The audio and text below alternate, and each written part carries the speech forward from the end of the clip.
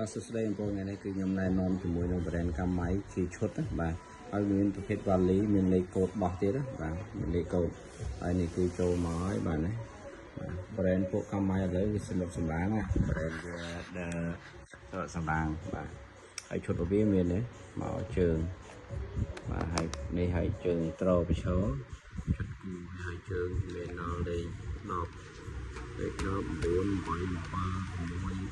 6 4 3លេខ5នៅនេះវិញនេះកន្លះលេខ1លេខអីនេះនៅនេះអស់ហើយបាទដល់លេខ1បាទអត់លេខកន្លះមានដែរបាទនេះដល់លេខកន្លះវាស្អាតមែនតើបាទ1.5បាទអញ្ចឹងមានមួយសេតាមខ្លួនបាទជើងវាមានមួយអែមបាទពេលតែកម្មវិធីឈុតគូនេះបើនិយាយតម្លៃរបស់វាសមរម្យណាស់ទេបងប្អូនឈុតនេះឈុតគូនេះគឺល្អមែនតើណាចាំបងប្អូនបាទវាមានបោះជក់ប្រេងជើងបច្ឆោបាទហើយមួយបកតែឲ្យបងប្អូននេះកម្លាំងវាធំដែរបងប្អូនណាបាទ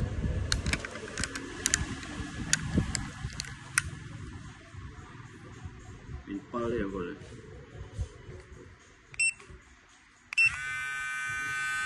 បងអត់ពីអំបងមក7មានបាត់7នេះ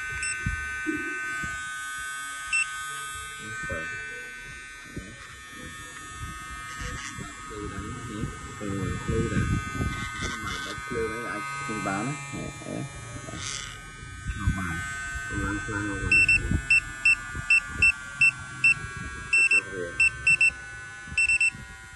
កម្លាំងវាឡាយបានដល់ 8000 RPM កម្លាំងវាខ្លាំងទៅ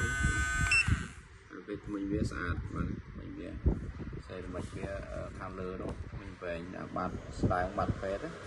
បាទប្រភេទពួកសេរ៉ាមិចបងប្អូនបាទมันងាយសឹក digital ទេបាទគេប្រើទុនបាទហើយប្រភេទម៉ាស៊ីនអត់របស់វាមកកម្លាំងបាន3000 RPM 3000 RPM ដែរតូចអូកម្លាំងខ្លាំងហ្នឹងបាទអត់ធំទេដល់9000ហាក់ដល់9000ភាសាទៀតបាទឡើងដល់9000 RPM បងប្អូនបាទហ្នឹងកម្លាំងខ្លាំងមែនម៉ាស៊ីននេះកម្លាំងខ្លាំងជាងវ៉លទៀតបងប្អូនបាទប្រភេទពួកវ៉លកម្លាំងវាវ៉លសុនីតា8200 RPM ឯងបើវ៉លមានជីคลิป7000 RPM